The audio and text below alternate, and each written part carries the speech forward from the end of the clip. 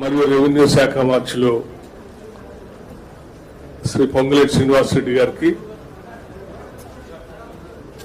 అట్లాగే మన గౌరవ మంత్రివర్యులు అటవీ శాఖ, cooperative apex bank chairman Ravinder Rao గారికి, ఇంకా ఇతర ప్రజాప్రతినిధులందరికీ, జిల్లా కలెక్టర్లందరికీ, వ్యవసాయ శాఖకు సంబంధించిన రైతు సంఘం నాయకులకి ఇచ్చిన గ్యారంటీలకు సంబంధించి ముఖ్యంగా మహిళలందరికీ ఉచిత బస్సు రవాణాకు సంబంధించి మొదలుపెట్టి కార్యక్రమం ముందుకు పోతున్న సంగతి కూడా మీ అందరికీ తెలిసిందే. అలాగే గ్యాస్ సిలిండర్ 500 రూపాయలకి ఇచ్చే కార్యక్రమాన్ని కూడా మనం ఇప్పటికే మొదలుపెట్టాం.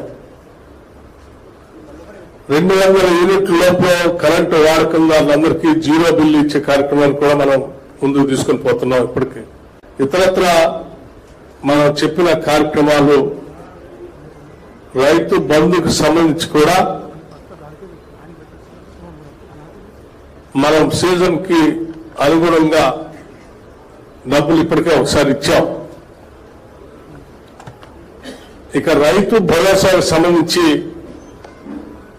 రాష్ట్రంలో ఉన్నటువంటి రైతాంగ సోదరుల అందరి అభిప్రాయాలు తీసుకొని, స్టేక్ హోల్డర్స్ అందరి అభిప్రాయాలు తీసుకొని, ఆ అభిప్రాయాలకు అనుగుణంగా ఈ ప్రభుత్వం ప్రజాప్రభుత్వం కాబట్టి ఆ ప్రజల అభిప్రాయాలకు అనుగుణంగా నిర్ణయం తీసుకోవాలనేటువంటి ఆలోచనతోనే గౌరవ ముఖ్యమంత్రి గారు రేవంత్ రెడ్డి గారు కేబినెట్ లో నిర్ణయం చేసి, కేబినెట్ సబ్ కమిటీ కూడా వేసి, ఆ కేబినెట్ సబ్ కమిటీ అన్ని జిల్లాల్లో సాధ్యమైనంత వరకు ఉమ్మడి జిల్లాల్లో పర్యటన చేసి రైతుల అభిప్రాయాలన్నీ తీసుకొని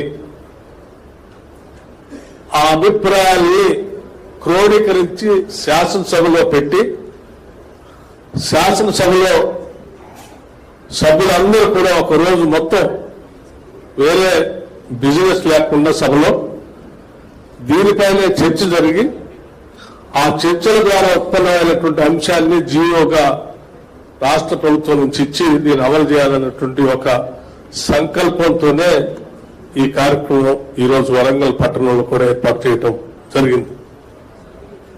దీని ప్రధాన ఉద్దేశం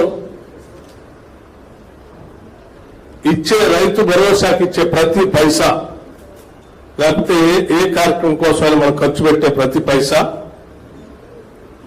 ఇది ప్రజల సొమ్మే. ప్రజలందరూ వారి రక్తాన్ని చెమటగా మార్చి శ్రమించి కట్టేటువంటి పన్నుల ద్వారా వచ్చేటువంటి ఆదాయం నుంచే మనం ప్రజలకు పంచుతా ఉన్నాం. అది ఆ ఆదాయాన్ని అధికారంలో ఉన్నటువంటి మేము అడ్డగోలుగా పంచే కార్యక్రమాలు చేయకుండా చాలా జాగ్రత్తతో దోబరా ఖర్చు లేకుండా ఆ ప్రజలందరూ ఎవరైతే పన్నుల రూపాయల డబ్బులు కట్టి ఆర్థిక వ్యవస్థకి రూపాయి పోగేసిస్తా ఉన్నారో వాళ్ళందరూ అభిప్రాయాలు తీసుకొని, మీరందరూ ఎవరికి పంచమంటే ఏ రకంగా పంచమంటే ఆ రకంగా పంచడం కోసం ఈ సభను ఏర్పాటు చేయడం జరిగింది. అంతిమంగా మీ నిర్ణయమే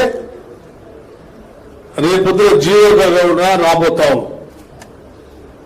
ఈ ప్రభుత్వం చాలా ఓపెన్ మైండ్ తో ఉంది. ఒక ఉన్నతమైనటువంటి ఆలోచనతోనే ప్రజాప్రభుత్వంగా ప్రజల దగ్గరకు వచ్చి ప్రజల ఆలోచనలు తీసుకొని ఈ నిర్ణయం చేయాలనేటువంటి ఆలోచనతో ఈ కార్యక్రమాన్ని ఏర్పాటు చేశాం. కాబట్టి ప్రజలు, రైతులు అందరి అభిప్రాయాల్ని ఎక్కువ సమయం తీసుకోకుండా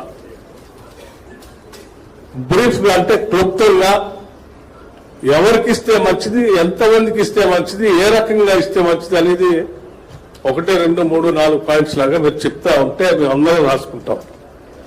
ప్రతి రైతు పేరు, ప్రతి ఊరు పేరు, ప్రతి మండలం పేరు, మీరు చెప్పే ప్రతి అంశాన్ని కూడా నోట్ చేసుకుంటాం. ఎక్కువగా ఒకళ్ళు చెప్పిందే ఇంకోళ్ళు సభను ఉద్దేశించి అందరి పేర్లు చెప్పకుండా నేరుగా సబ్జెక్టులకు చెప్పాల్సిందిగా కూడా విజ్ఞప్తి చేస్తాం.